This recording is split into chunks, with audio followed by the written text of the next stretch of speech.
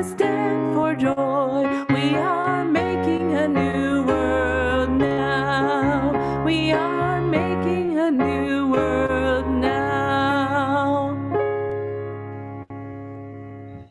Thank you, Lisa. Thank you. And good morning, everyone. Welcome to Unity Spiritual Community in Citrus Heights, where all people are welcome and where differences are celebrated as the splendor of God's creative expression.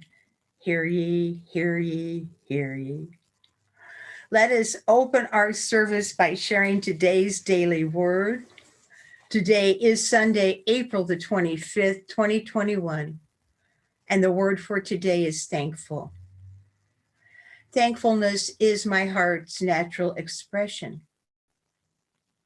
Thankfulness is my heart's natural expression. I need no special reason to be thankful, no list of blessings to inspire gratitude.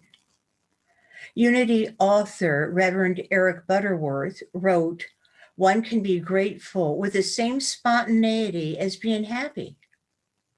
It simply flows forth from within and becomes a causative energy. With a thankful mind and heart, I release worry and frustration, trusting that my every need will be met. I discover more of God's presence in myself and others everywhere I go. I see possibilities for good even in challenging circumstances.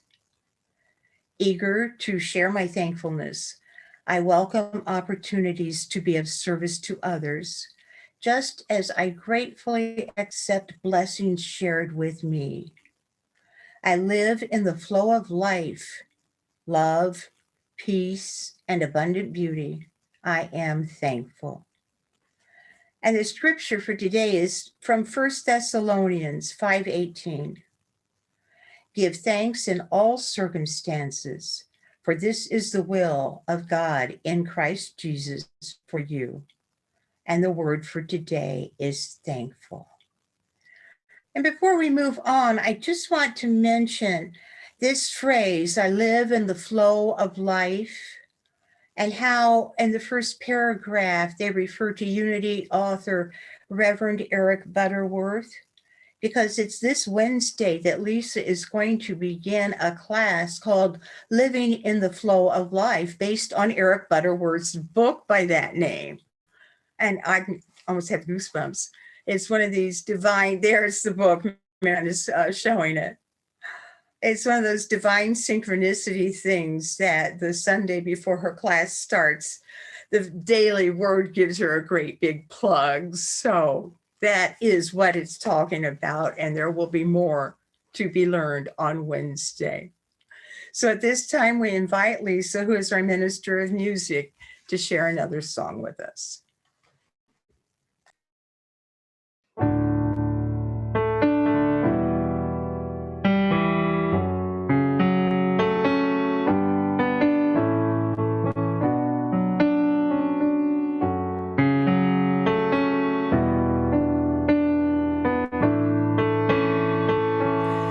Grateful for the morning, grateful for the sunlight on my face, grateful for the feeling, grateful for the knowing, grateful for the love that's in this place, grateful for believing that God is all there is, that God is all there is. Grateful for the morning, grateful for the sunlight on my face, grateful for the feeling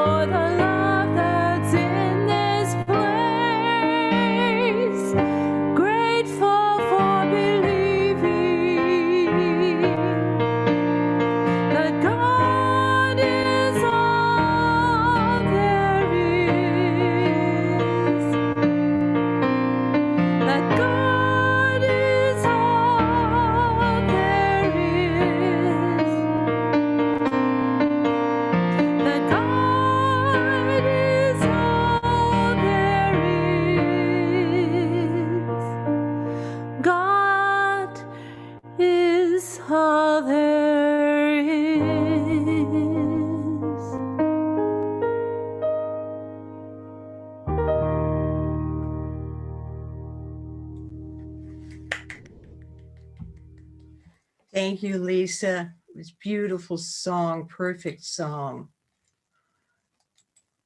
So we're going to move into our Sunday featurette at this time.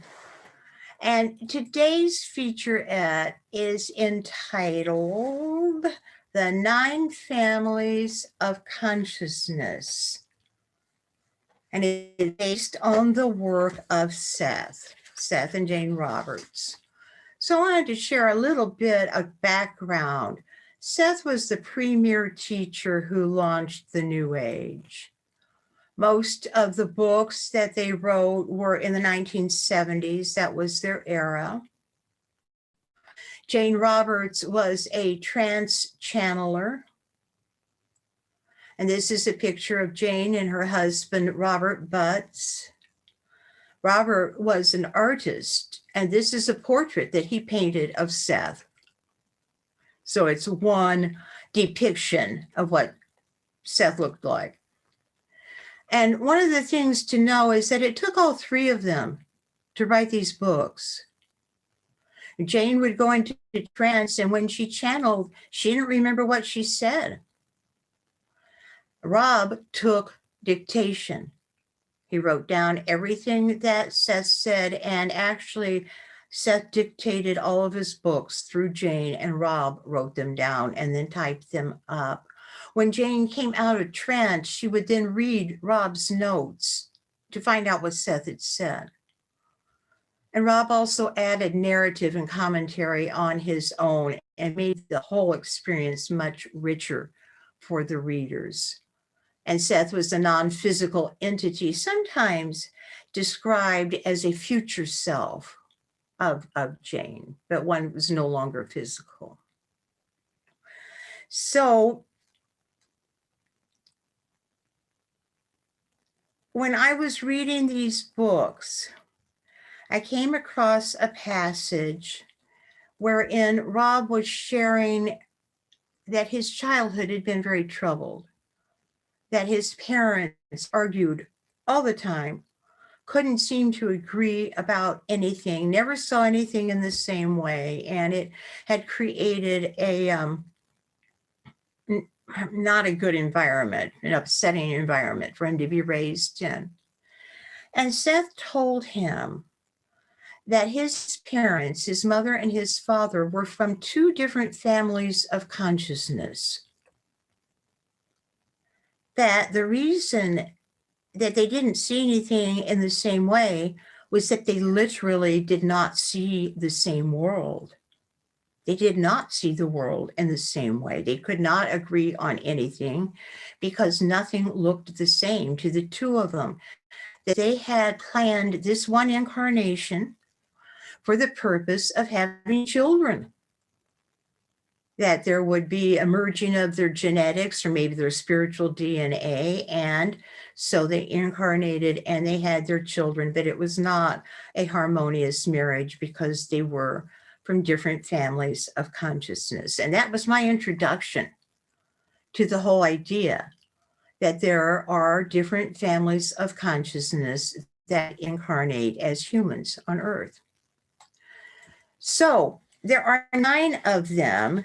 These are explained best in the book, The Unknown Reality, which is a 2-volume work. It's in the 2nd volume when they are listed and explained if you want to know more about them, but we'll just run through them quickly. The first one's the Sumari, and they are by far the most important one to us. Most people who follow Seth closely are from this family. Jane's from this family. Jane could speak the Sumari language and write poetry in it. It was amazing. She had this whole other line of information coming to her in a different language in Sumari. Seth said that the Sumari are innovators.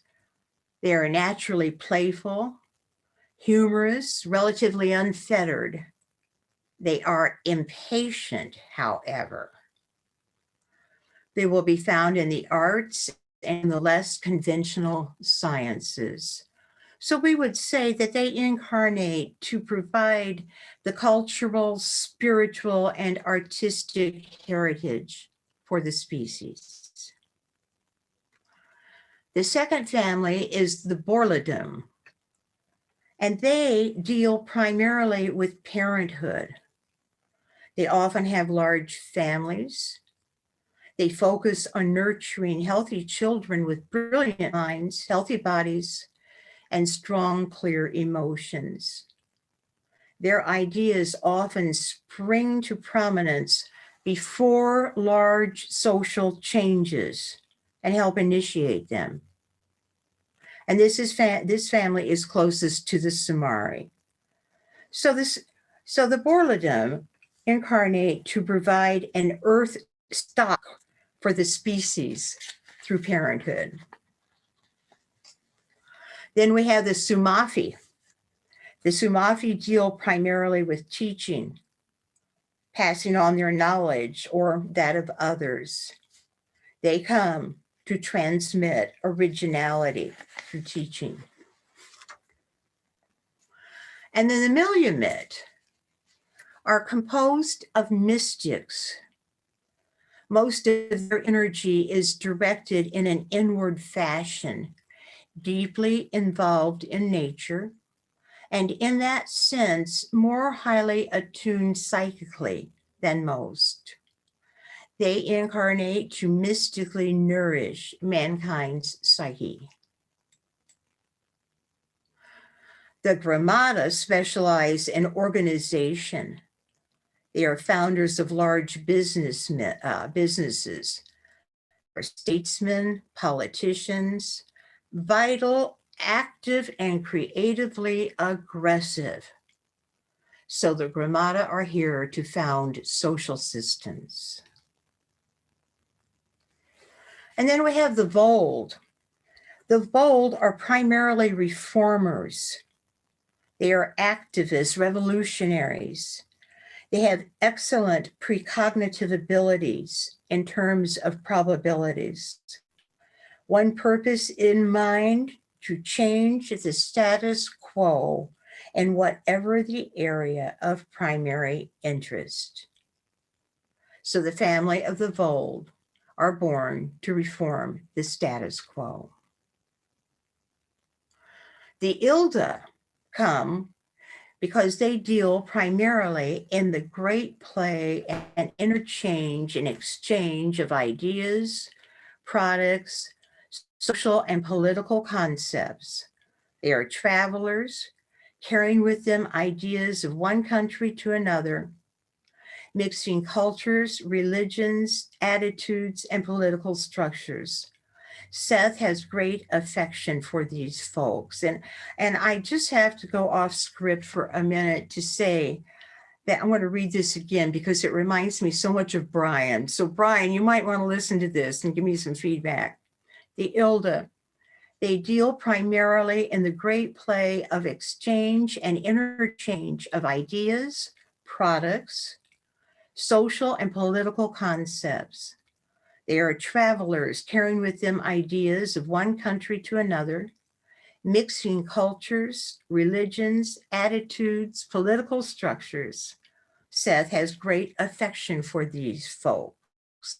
So the Ilda come to spread and exchange ideas. The Tumult are primarily devoted to healing. Though they don't have to literally be practicing medicine, they are found as psychics, social workers, psychologists, priests or shamans. They're found as florists or politicians or royalty in past history. The Tumult come to heal, regardless of their occupation. And then finally, we have the Zuli. The Zuli are involved mainly with the fulfillment of bodily activity. They are athletes. They're dedicated to perfecting the beautiful, elegant, and performance capacities of the body. They often appear at the beginnings of civilizations when direct physical bodily manipulation within the environment was of supreme importance. So the Zuli are born to serve as physical athletic models. So in a nutshell, these are the 9 families of consciousness. And what we need to explain is that as eternal beings, our individuality is formed before we come to the earth plane. We exist before we become involved in any of these families of consciousness. When we have the intent to incarnate, the families act like a filter. And we belong to a family based on our predispositions and our intentions for incarnating on Earth. And it dawned on me when I was preparing this featurette that these families of consciousness are much like archetypes. You know, we talk about archetypes in Jungian work. I have a workshop, or at least one, that I do on archetypes. And there's a great similarity here. Archetypes are predispositions to being a healer, a scientist, an artist, a parent or a soldier, a shaman or a teacher or an entrepreneur. And so there is a theme throughout our teachings that reflect the families of consciousness as Seth presented them. I wanted to show you a few of the Seth books. This information is found in volume 2 of The Unknown Reality. So here's volume 1 and volume 2 here.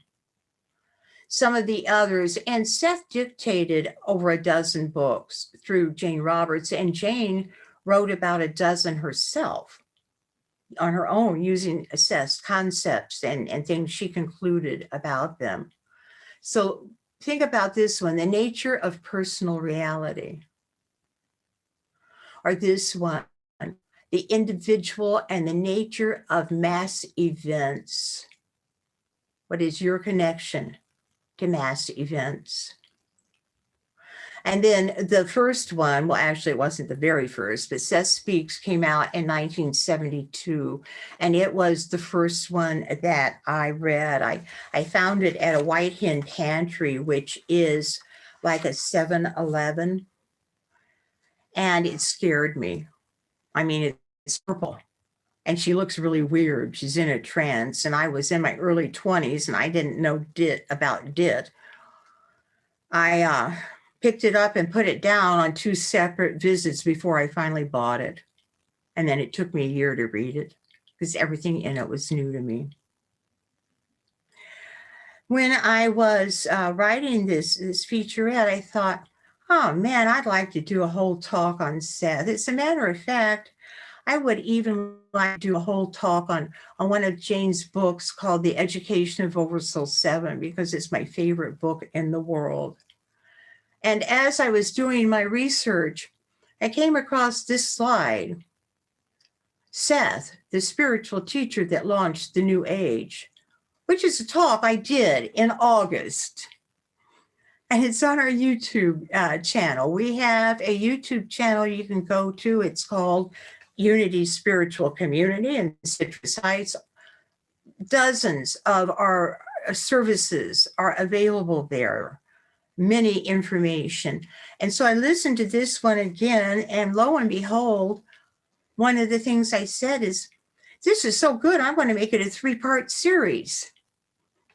So on August the 2nd, August the 9th, and August the 16th, I talked about Seth, and August the 16th, I actually dedicated to the book, The Education of Oversoul 7. I had done it all before and I did not remember, and it was just last August. When I was in school at Unity Village, I would go to the library, and once in a while I would see one of my old teachers, a very famous man that I had for a teacher years before. He was retired, but he still taught some elective classes in the afternoon. And he would come into the library and listen to tapes of his old classes before he had to teach one of these elective classes. And I didn't understand why he would do that And once in a while, he'd look up at me and smile. But I'm beginning to understand that this does happen. I'm still not sure why. I'm just trying to affirm that it's not a bad thing, and I'll keep up with it. So, in closing, we all belong to a family of consciousness, and it is just part of our identity, our reason for being, and the way that we are equipped for this lifetime and our other lifetimes here on Earth. And thus ends this featurette. God bless you.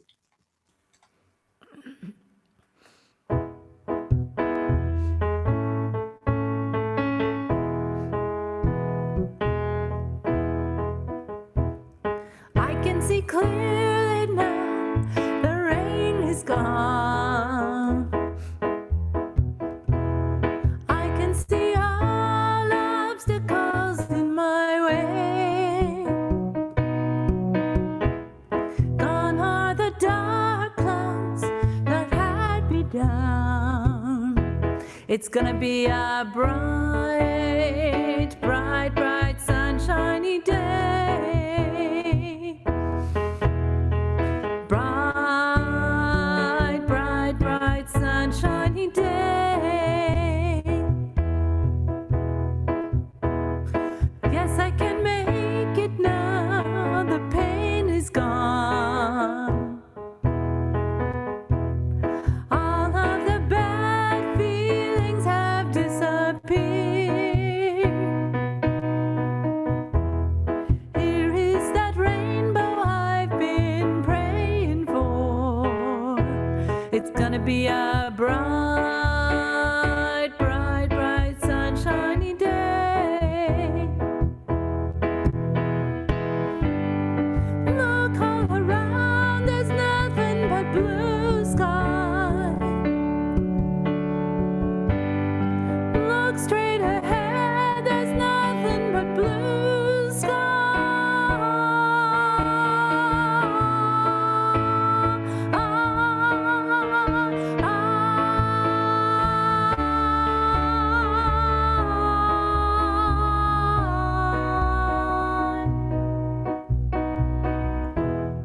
I can see clearly now, the rain is gone. I can see all obstacles in my way. Here is that rainbow I've been praying for. It's gonna be a bright, bright, bright, sunshiny day. It's gonna be a bright, bright, bright, sunshiny day. It's gonna be a bright, bright, bright, bright, sunshiny day.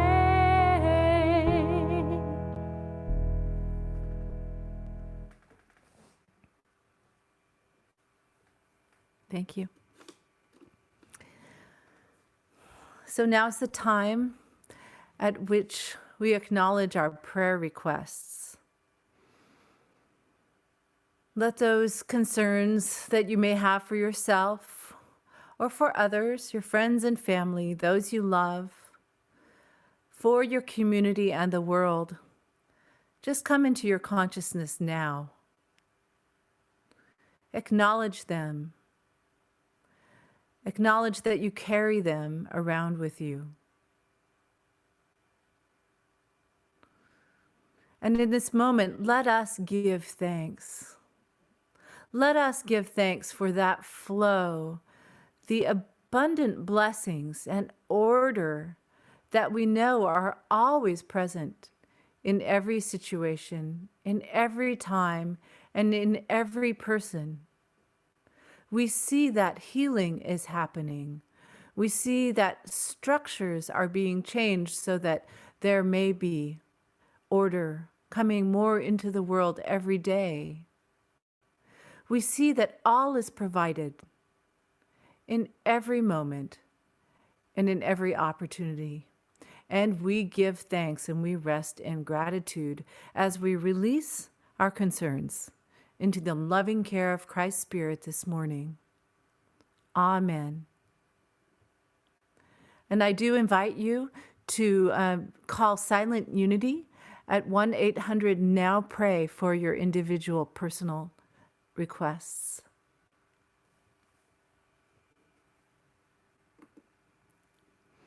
At this time, will you please join me in preparation for a time of meditation?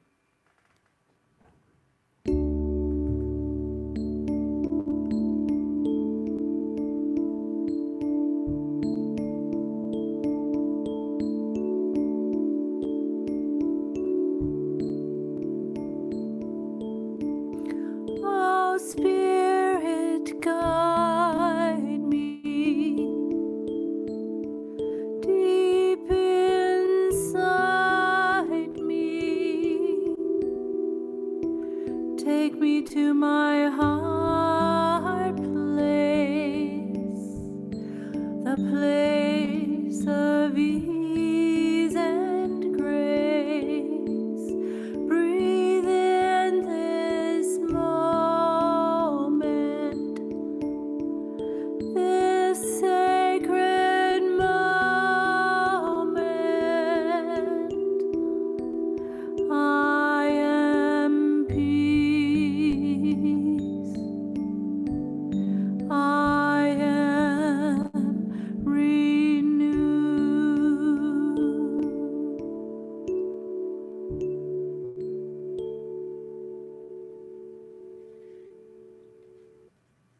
As we relax into a time of meditation, we remember that it is enough to just be. There's nothing we need to do, no place we need to go. Our worth is not defined by our actions or accomplishments. Our worth is inherent in our being. Just be. Be exactly who you are. Lay aside your burdens and rest in this place of sanctuary.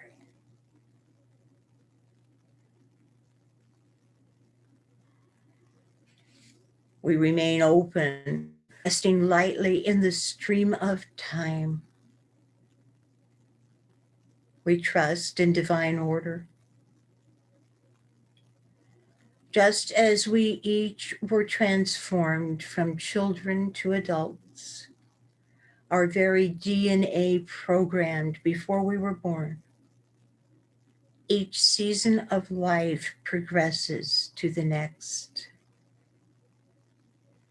We gracefully surrender that which is familiar about today, serene in the knowing that tomorrow has already been provided for. Thank you, God. Thank you for the joy of the journey. Thank you for the awareness that we are only on this earth for a short while. Thank you for the crystal vision that allows us to savor each moment in turn, basking in the warmth of the summer sun, refreshed by the winter rain. We learn that the ebb and flow of this one individual lifetime is but a reflection of the infinite ebb and flow of spirit. We recognize God's rhythm changing night to day and back to night again, bringing life forth into the body and calling that life back again. We rest. We rest in this one perfect moment of being as we share some time in this silence.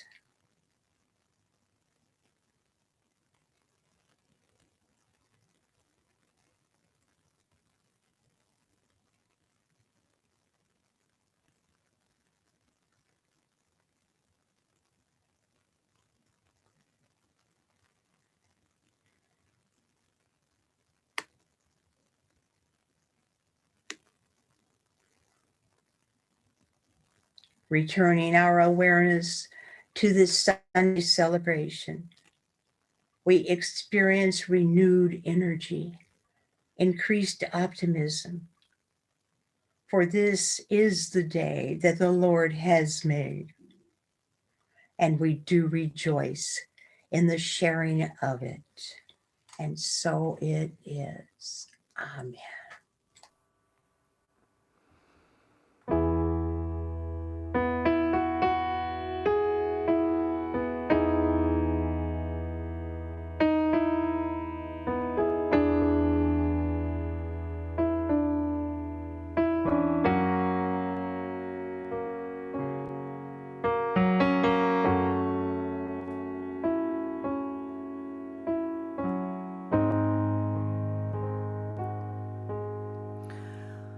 I wish you strength to rise unafraid, like the morning sun taking on the day. Because when you shine, you light up the place. So I wish you strength.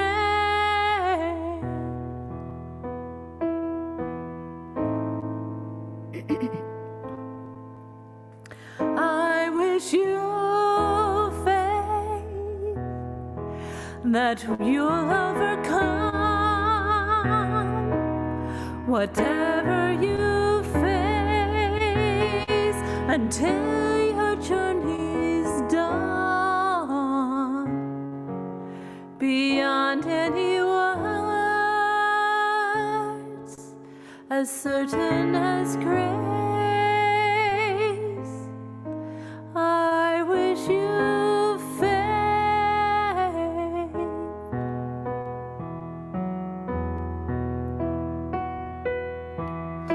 I wish you could see the youth that I see there at the edge of possibility.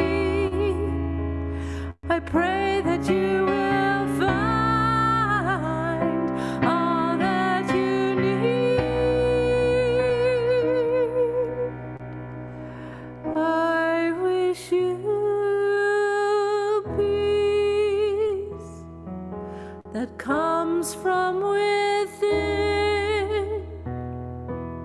a gentle release of all that might have been, like the stillness that waits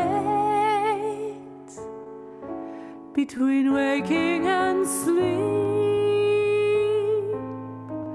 I wish you peace.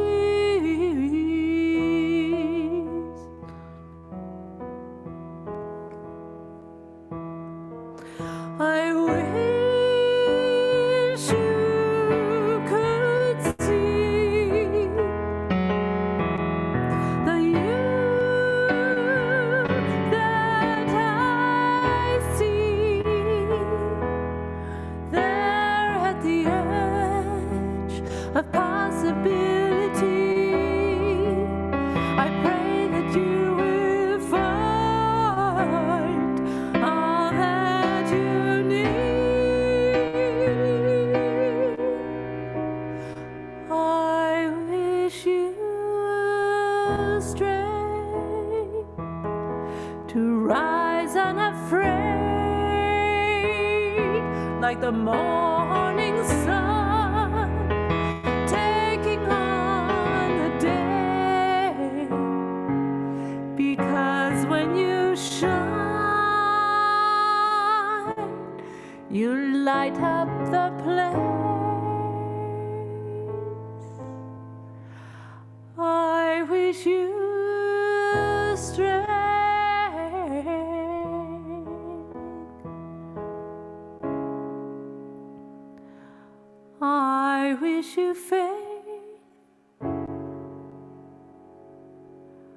I wish you peace.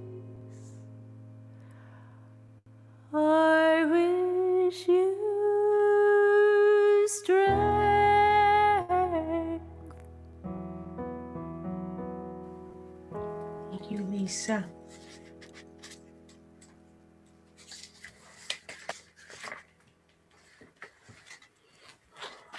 Good morning again. Today's talk is entitled Heal Me at Depth. The Unity movement was based on spiritual healing. Healing is still one of the pillars of what we teach. And before we begin our discussion of healing, we need to take a step back and look at our definition of life and the purpose of life. Let's begin by clearing up some common misconceptions, and these may surprise you. Life is not a school. Although very important insights can be gleaned from the experience of life. The purpose of life is not for us to perfect ourselves, nor to achieve a level of knowledge, experience, understanding, or any combination of characteristics that would allow us to graduate from the earth plane. Life is not about becoming, it's about being. The most common words used to describe our spiritual quest are awakening, enlightenment, and unfoldment. As we awaken from a dream of conflict and competition, we allow the light of a truer way to shine upon us, revealing that we are complete, eternal, infinite expressions of God. Life is about remembering. One of the problems with considering Earth to be a school is that we would think that we show up as beginners. Even if we were to accept the symbolism of an Earth school, the truth is we would show up as masters. For this we are. And the task at this time is to remember it. The great transformation taking place in humankind is not a transformation of our intrinsic being. Rather, it is a transformation of our selection of worldviews, the filters through which we perceive reality. Disease and injuries serve complex functions in race mind, and I'd like to expand on 3 aspects of their functions and point out that many significant disease trends reflect all 3 aspects. The 3 roles that disease and injury play in race mind are, first, they express mass discomfort in the masses. I have 2 examples. It is no coincidence that breast cancer and prostate cancer are 2 of the very most common forms of cancers. They express mass discomfort in the inequities of gender roles. And the second one, and this may be a little bit harder for you to hear, but I want you to think about it, is COVID. COVID came at a time on Earth when there were a lot of people, and a lot of people were being mistreated and oppressed. The Earth itself is being mistreated, and other animals are being oppressed. And when I talked to a friend who works on the Silent Unity telephone prayer lines, He said that when people called in and they were very, very sick with COVID, they would say, "I can't breathe."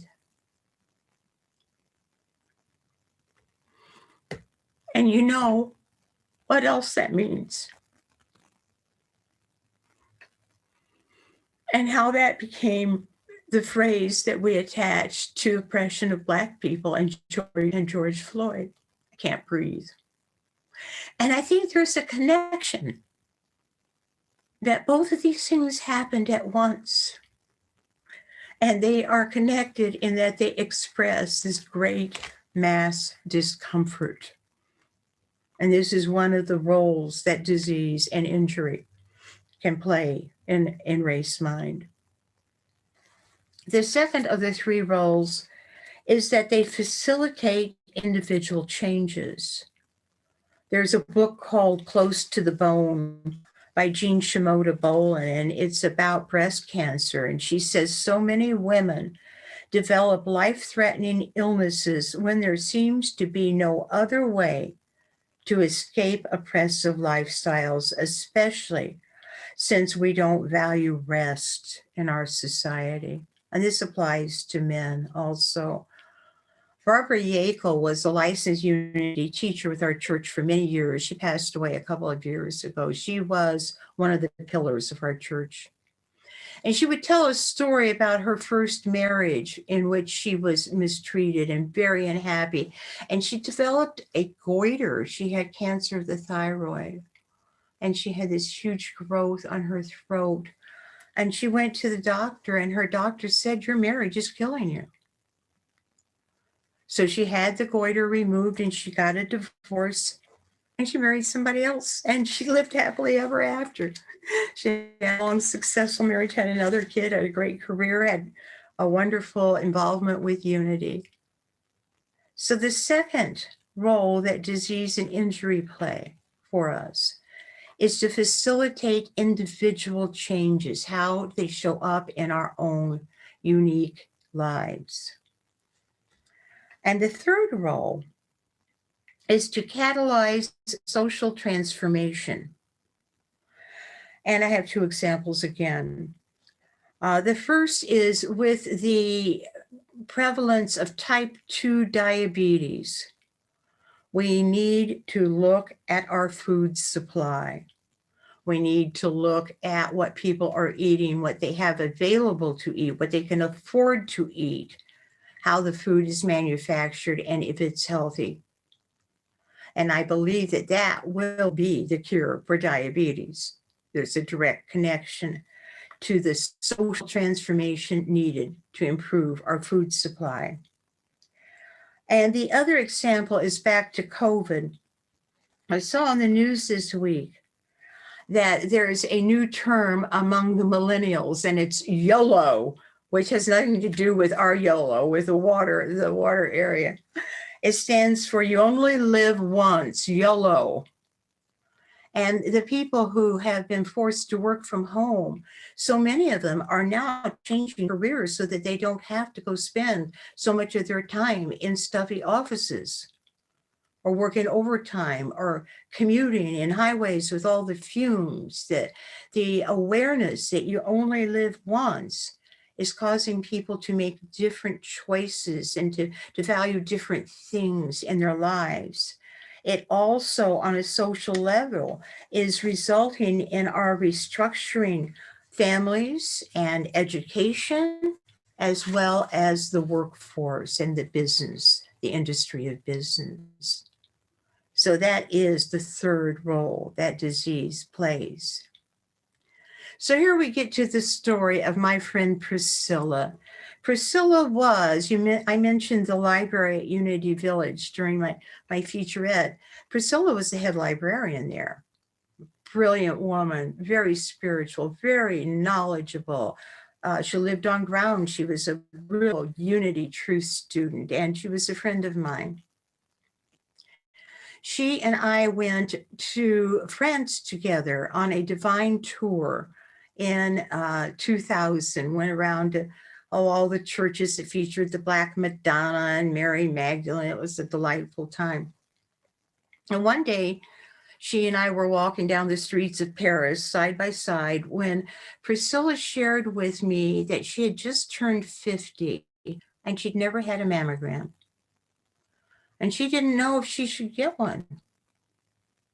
Well, I didn't have any advice for her, but when she got back to Missouri, she did get one. And she was diagnosed with cancer, and they said that she needed a mastectomy. So the surgery was scheduled several weeks out, and Priscilla began a program of prayer and meditation. And a week before the surgery, she was meditating in the middle of the night because she couldn't sleep. And all at once, she had the knowing that the cancer was gone. She had the absolute knowing that she did not have cancer anymore. And her next question was, well, what do I do about this surgery that's scheduled? So she prayed on that, and the inner voice, that small, still voice of God that we hear, said to her, you are cured. But if you don't have the surgery, you will not be healed. So she went on and she had this surgery. And a couple of weeks passed and the doctor still had not called her with the pathology reports. Because you imagine she was quite curious to see if they actually found some cancer. So she called the doctor and she asked, and the doctor said, the reason I didn't call is there was no cancer and I didn't know how to tell you. I didn't know what to say. And so Priscilla told her the story, told her about the prayer and the meditation and the healing and unity and the spiritual healing upon which unity is founded. And this changed the doctor's practice. The doctor became active in a local unity retreat center that had a support group for women with breast cancer. In her own practice, it resulted in the merging of her Western medicine skills and more Eastern thought, as prayer and meditation are, in healing. And Priscilla was transformed. And she shared this with me. When Priscilla was born, she was the second child. And her older brother was a special needs child who demanded a lot of attention from her parents. And she was an unplanned baby. And she said that she seemed to know from the time she was born that she better not ask for much because there wasn't much there for her.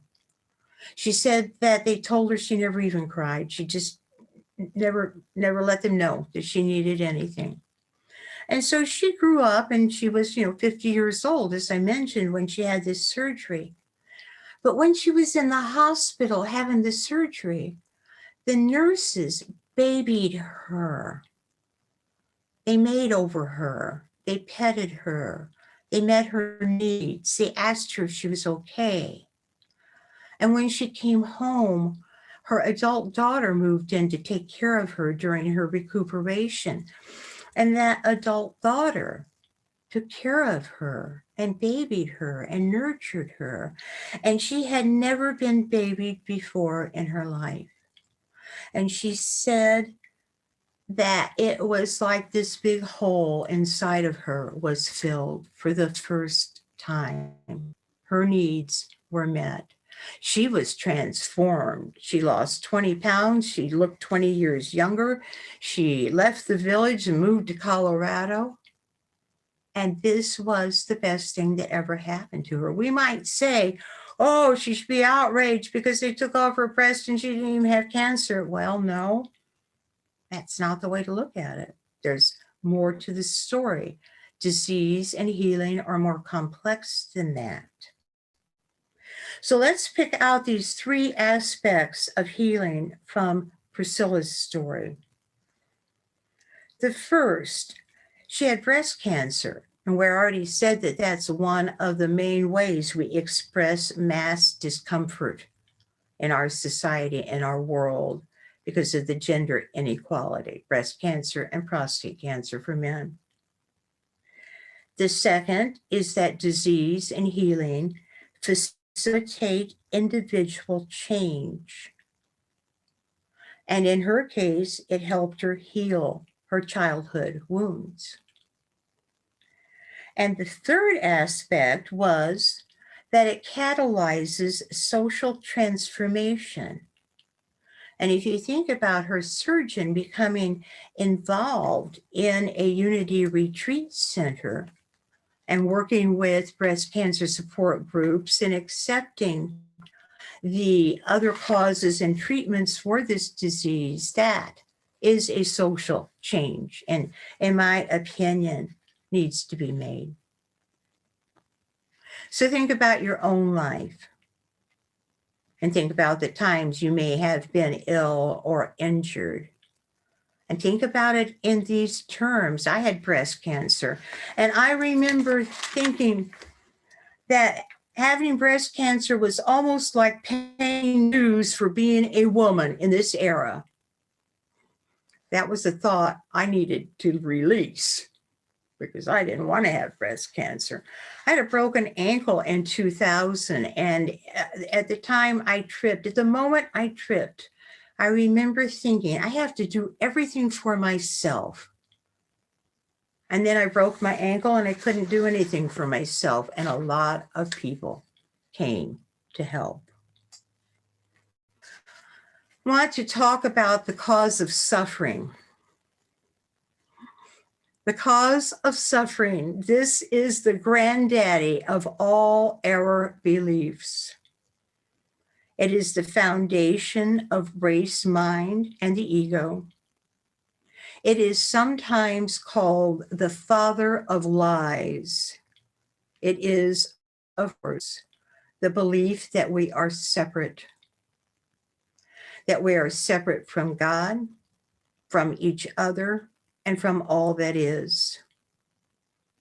Not only would remembering that we are literally one alleviate our loneliness and fear, it would address all three of those aspects of disease and healing, individual and mass and social, because it would no longer be possible to treat one another in any manner less than kind or compassionate and helpful. Awakening to the truth of our oneness will be the end of our suffering of disease and injury and oppression. And so on this day, we can begin to heal ourselves and our world. We do this by holding an intention of kindness. We bless one another. We bless friend and stranger alike with loving thoughts. We learn to naturally assume that other people have good intentions. And we remember that we are never alone. We are closer than a box full of puppies, snuggling into the warmth and furry sustenance of one another's love. And thus ends our lesson. God bless you.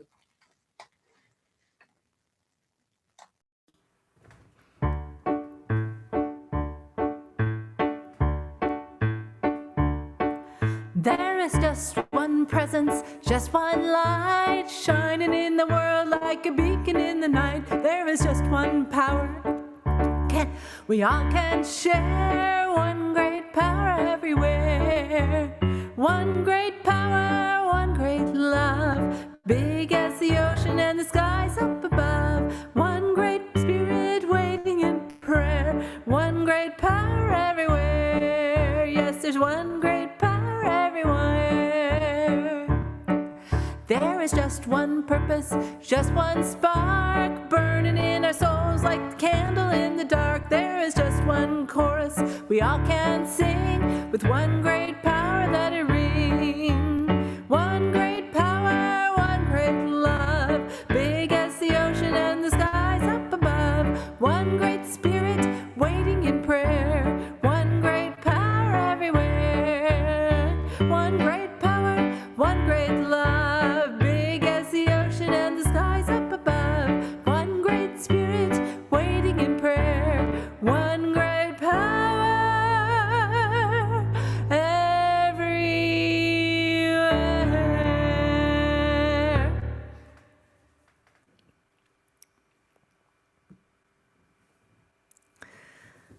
Thank you. And now it's time for us to bless our offerings. We're so thankful for everyone in our community who just blesses us with their love and their support by sending in their offerings. You do this by going to our webpage where there's a donate button, or there's one in the newsletter, or you may send your offerings to P.O. Box 2176, Citrus Heights, California 95611. Thank you. So at this time, let us bless our offerings with Unity Spiritual Communities Prosperity Prayer, knowing that divine love flowing through me blesses and multiplies all that I am, all that I have, all that I choose to give, and all that I am open to receive. And so it is. Amen. We have a few announcements this morning.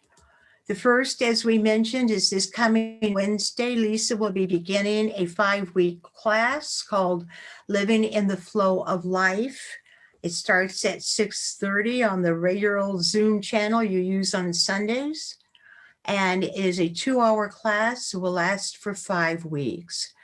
You can register online, and it is now possible to register online and then mail us a check. There was a setup, whereas before the registration took you to the assumption that you were going to use PayPal. Actually, Carla, can I just, you can't register online if you're not using the store. So just send me an email if you want to send a check to let me know you want to join the class. Thank you, Lisa. Mm-hmm. And then next Sunday, we're going to begin a 3-part series called Sacred Success. It is a book called A Course in Financial Miracles. And the author says that sacred success is pursuing your soul's purpose for your own blessing and for the benefit of others while being richly rewarded. So we will be using that book, and you can buy it if you want, you don't have to. I'm also going to be continuing this featurette series that we're in now under the umbrella title of Adventures in Consciousness. And next Sunday, we're going to talk about the book, The Gift of Dyslexia. And there's some surprising things about dyslexia that I want to share with you. The first Friday meditation is going to be on the 7th of May, which is the first Friday in May at 7 p.m. If you haven't attended one of those, they usually last about 45 minutes. This time we're going to do a chakra meditation. We spend a lot of time in the silence. We go very, very deep. And they're really, really popular. I enjoy them too. And as always, after our service today, we're going to stay and chat. So if you are signed on with Zoom, we invite you to remain signed on and share with us how your week has been. At this time, we're going to ask Lisa to lead us in singing the peace song.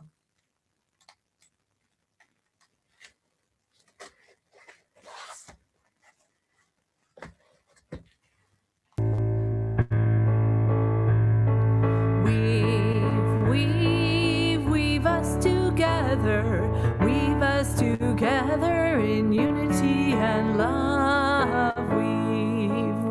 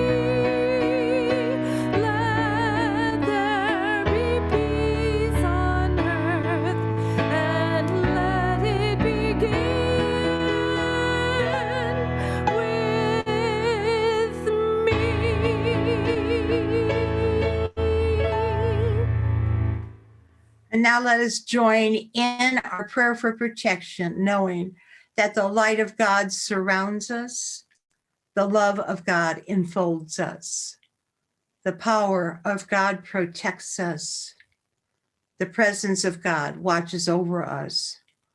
Wherever we are, God is, and all is well. God bless you all. Have a wonderful week. We got a good thing going on around here. We got a good thing going on around here. You can see it on each and every face. There's a sweet, sweet spirit in this place. We got a good thing going on around here. We got a good thing going on. We got a good thing going on. We got a good thing going on. We got a good thing going on around here. Boom.